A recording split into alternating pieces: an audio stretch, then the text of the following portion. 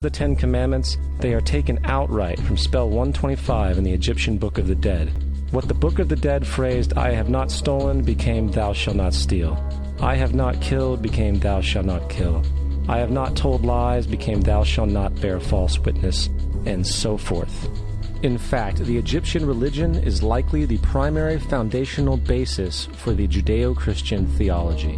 Baptism, afterlife, final judgment, virgin birth, death and resurrection, crucifixion, the Ark of the Covenant, circumcision, saviors, Holy Communion, Great Flood, Easter, Christmas, Passover, and many, many more are all attributes of Egyptian ideas long predating Christianity and Judaism.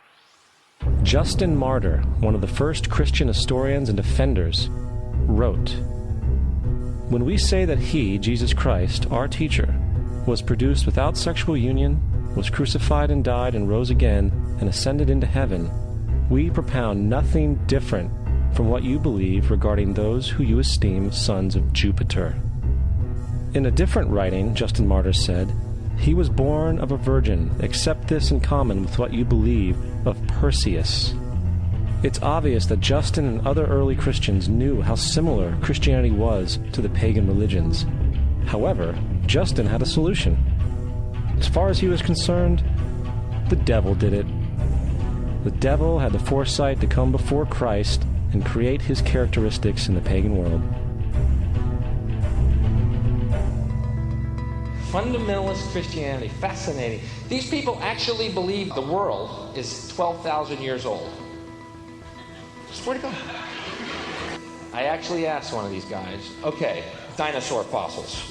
He says, dinosaur fossils? God put those here to test our faith.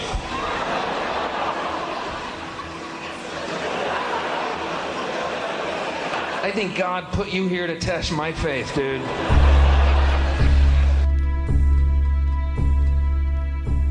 The Bible is nothing more than an astrotheological literary hybrid, just like nearly all religious myths before it. In fact, the aspect of transference of one character's attributes to a new character can be found within the book itself. In the Old Testament, there is the story of Joseph. Joseph was a prototype for Jesus. Joseph was born of a miracle birth. Jesus was born of a miracle birth. Joseph was of 12 brothers. Jesus had 12 disciples. Joseph was sold for 20 pieces of silver. Jesus was sold for 30 pieces of silver. Brother Judah suggests the sale of Joseph. Disciple Judas suggests the sale of Jesus. Joseph began his work at the age of 30. Jesus began his work at the age of 30. The parallels go on and on. Furthermore, is there any non-biblical historical evidence of any person living with the name Jesus, the son of Mary, who traveled about with 12 followers, healing people and the like? There are numerous historians who lived in and around the Mediterranean, either during or soon after the assumed life of Jesus. How many of these historians document this figure? Not one. However, to be fair, that doesn't mean defenders of the historical Jesus haven't claimed the contrary. 4 historians are typically referenced to justify Jesus' existence. Pliny the Younger, Suetonius, and Tacitus are the first 3.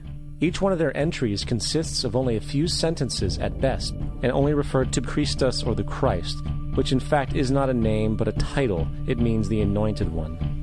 The 4th source is Josephus, and this source has been proven to be a forgery for hundreds of years.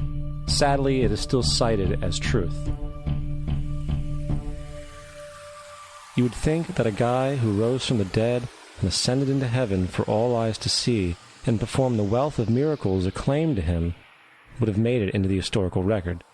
It didn't, because once the evidence is weighed, there are very high odds that the figure known as Jesus did not even exist.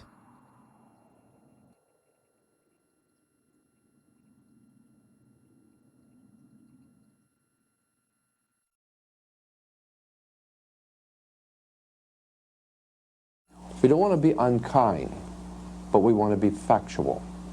We don't want to cause hurt feelings, but we want to be academically correct in what we understand and know to be true. Christianity just is not based on truth. We find that Christianity was in fact nothing more than a Roman story developed politically. The reality is, Jesus was the solar deity of the Gnostic Christian sect. And like all other pagan gods, he was a mythical figure. It was the political establishment that sought to historize the Jesus figure for social control. By 325 AD in Rome, Emperor Constantine convened the Council of Nicaea. It was during this meeting that the politically motivated Christian doctrines were established, and thus began a long history of Christian bloodshed and spiritual fraud. And for the next 1600 years, the Vatican maintained a political stranglehold on all of Europe, leading to such joyous periods as the Dark Ages, along with enlightening events such as the Crusades and the Inquisition.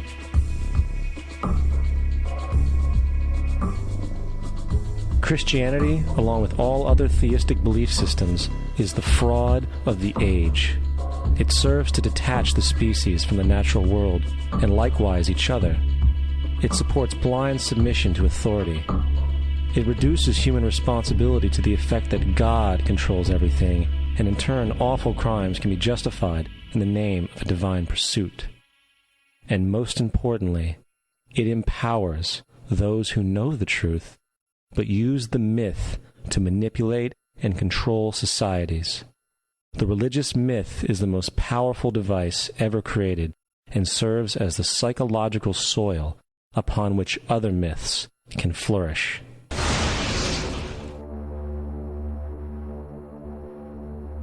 A myth is an idea that, while widely believed, is false. In a deeper sense, in the religious sense, a myth serves as an orienting and mobilizing story for a people.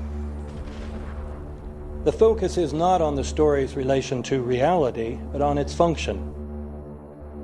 A story cannot function unless it is believed to be true in the community or the nation.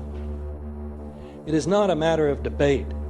If some people have the bad taste to raise the question of the truth of the sacred story, the keepers of the faith do not enter into debate with them.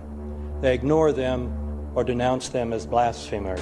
It is wrong, blasphemous, and sinful for you to suggest, imply, or help other people come to the conclusion that the U.S. government killed 3,000 of its own citizens.